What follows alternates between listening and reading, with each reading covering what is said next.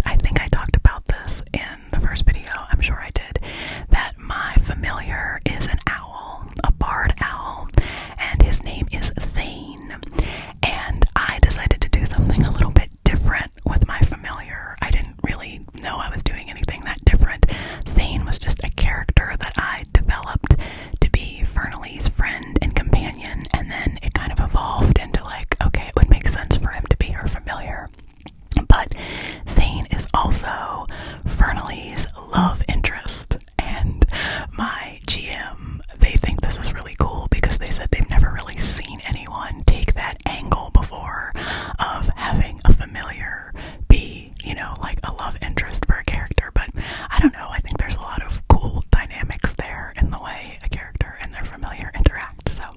So anyway, I don't play my familiar Thain. Our GM plays Thain, so that's really cool because I get to interact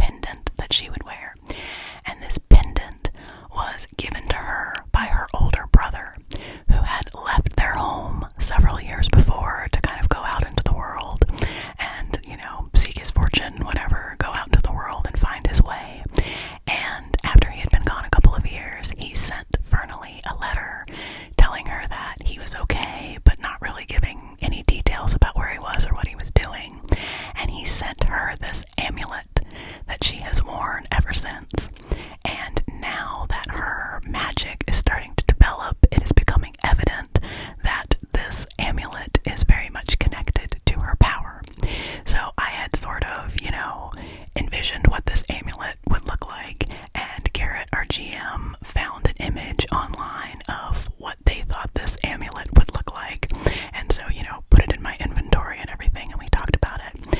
And then Garrett and Justin kind of got in cahoots behind the scenes, and for my birthday back in May, Justin bought me for my birthday an amulet that looks very much like the one that we had envisioned for Fernalee, and gave it to me. So I now have Fernalee's amulet in real life, and you might have seen me. I've been wearing this in videos. I wear it a lot. I definitely wear it every time we play, but I'll see if I can show it to you closely. It is a bloodstone pendant, and in the beginning, when I was deciding what sort of crystal Fernalee should have as her pendant, it came to me right away that it should be a bloodstone. So this is a bloodstone, and this is in a setting that looks like a tree, kind of a tree of life setting. And I'll give you a little bit of, ASMR-ness with it here. I should definitely use this in a hypnosis video. I haven't done that yet. I don't think I did in my last hypnosis video, because I didn't want to use it in a video until I had introduced it to you and talked to you about it. Talk to you about what it is.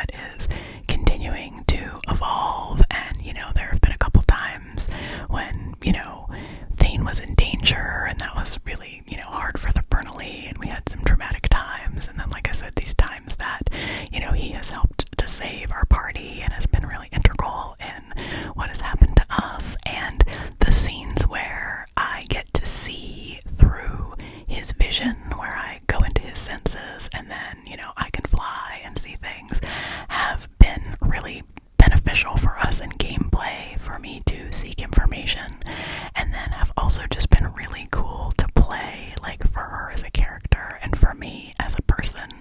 Like, there was this really lovely scene that we played in a session quite a while ago, but where when Fernalee was first exploring that power, and she, you know, went into Thain's senses, and he took her flying, you know, really high up into the sky and among the stars, and it was very, you know, inspiring, and him, you know, being very encouraging to her about her power and what she's capable of and all of her potential and everything. And it was a really lovely scene. I will say that our campaign is very narrative and storytelling heavy as opposed to fighting heavy, and that is partly our GM's style, because that's the way they like to play. They are a storyteller, and it's also kind of the way that Justin and I wanted to play. So we've had some really good fights. Don't get me wrong, we've fought some giant rats on, like, giant mutated rats on multiple occasions. We've fought some sort of corrupted humans that are under the spell of some sort of evil that we're trying to figure out exactly what's going on.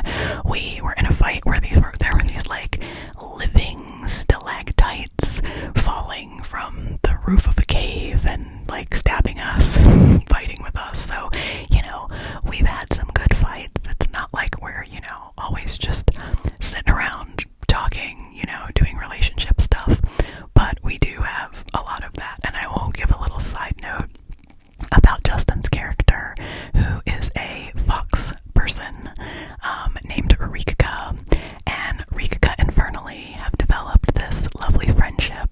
And, you know, we have three characters in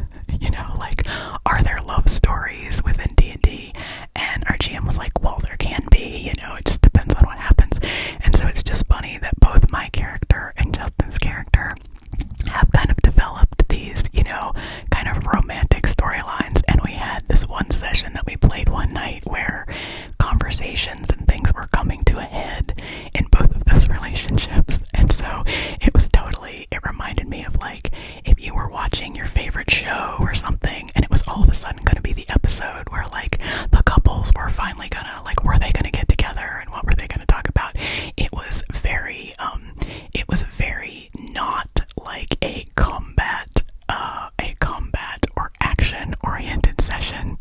It was a very conversational and relationship oriented session, and it was just fun, and we had a lot of fun playing it.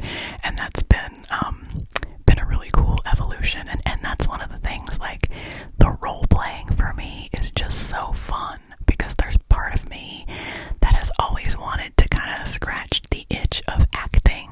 You know, I mean, I was involved in a lot of theater in college, but mostly behind the scenes, and there's a part of me that, you know, enjoys trying out acting, and D&D is such a cool way to do that you get to take on this character. And, you know, I'm sure different campaigns have different levels of, you know, how deep they get into the role playing, but we get pretty deep into the role playing. Like, I'm the only one of our three characters who doesn't have a specific voice that I use for my character. I mean, Justin says I take on a Fernalee tone to my voice when we're playing, but Justin has a specific accent and voice that he uses for Rika's character when he's playing her. And then our other character, you know, has a voice too. And then our GM does all kinds of amazing accents and voices. Thain has a Scottish accent, and it's just, we have so much fun when we're playing and all the different characters that come up. And Justin's character has a sword that is very important to their character that was passed on to them. I won't get into the details of it, but was passed on to them from their family, from his family, and from her family. Rika is a female character, was passed on to Rika from her family, and she doesn't really understand all of the powers that it has. She's just starting to learn that.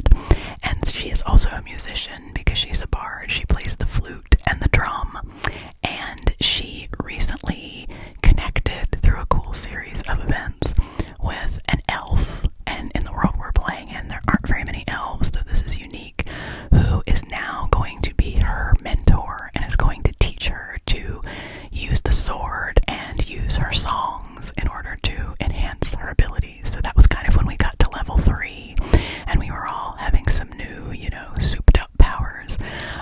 That was part of the evolution for Rika, and so I'm really excited to see where that's going to go. And that has just been really cool for Justin, you know, playing this character that he created that, you know, has some difficult things in her past and a lot of loss and some trauma to heal from, and is coming into her power. And I think that has really been another step for Justin in his own healing journey, you know, in his mental health healing journey, and in letting go of some things and being more confident. And Justin and I have both gained a lot of confidence in playing D&D. In my last video, talked about this and wrote a whole essay about this, which I can link to in the description, about how playing D&D helps me with my perfectionism, because it helps me to just be in the moment and make decisions and not obsess about things and not regret things and just see what happens. So I think that's been really good for both of us. Okay, I'm going to take a sip of cocoa now and take a deep breath, because I haven't taken a breath in a while, and I'll decide what I want to talk about next.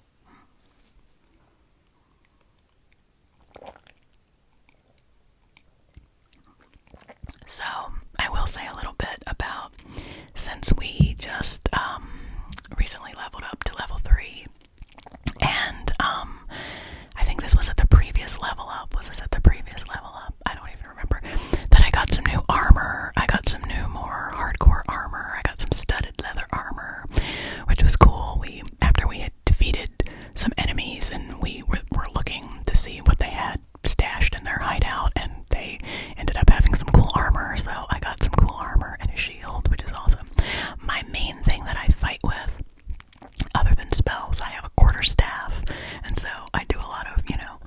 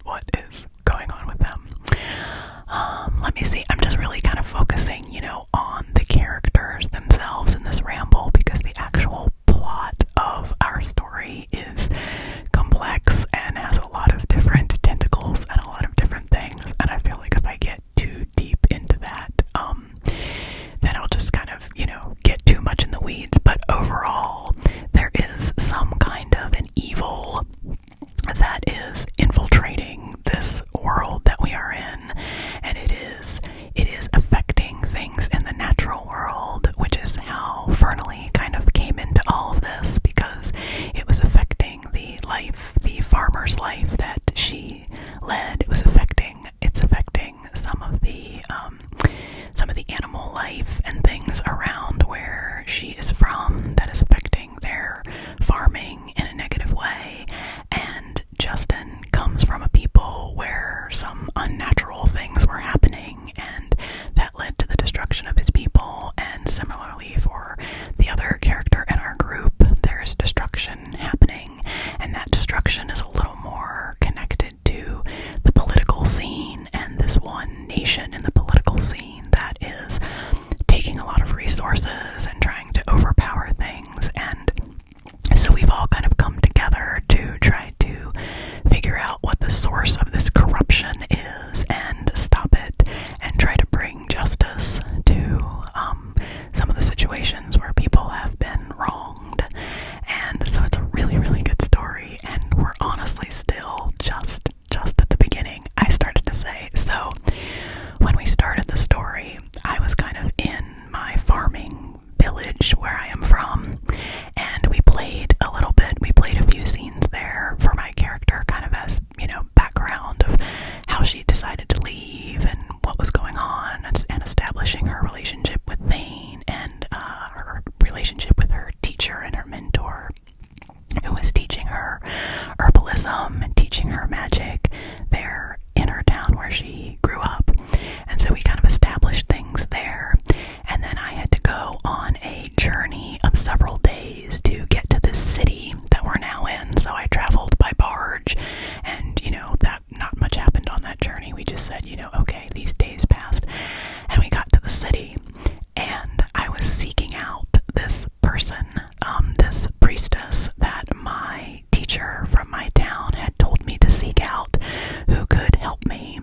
And I ended up finding her really quickly, which was cool. Good rolls of the dice, because I had thought, oh man, it'll probably take a long time for me in this city to even find this person. But I found her on like the first day, and the band got together, as they say. We got our party together. And then, since then, I don't know how many sessions we've played, but we've been playing about every other week, sometimes more than that, since February. And only 4 days has passed since then in the time of the campaign. Maybe we're finally up to 5, but like each one of our days has been so epic. Like, we kind of figured out what was going on, and then we went and had our very first, battle against these creatures, like the very first night. And then the next day we went looking for this person that we were trying to help, this missing person, this family that had a member of their family that had gone missing. These are the gnomes that we're friends with in our campaign. And we were going to try to find this missing person, and we did really well with that pretty quickly, and like found where she was, and there were some people there, and we were like, are they bad guys or are they good guys? We don't know. And we had to fight them, and we had a really cool fight with them, and that's when I used my vines and stuff. And then that's when Thain first got in trouble. I was in Thain's vision, seeing through his eyes, and someone like threw a dagger at him, and then he disappeared, and I was kicked out of his senses, and so I didn't know if he was okay or not, and I was freaking out. And so we stormed into this place and had this battle, and then it turns out that those people are kind of maybe allies for us. They're people that we can maybe work with, so we spent some time with them, and then we went on another quest to go and try to find where this corruption was coming from, and ended up getting into another fight. And all of these things have happened, and literally only like 4 or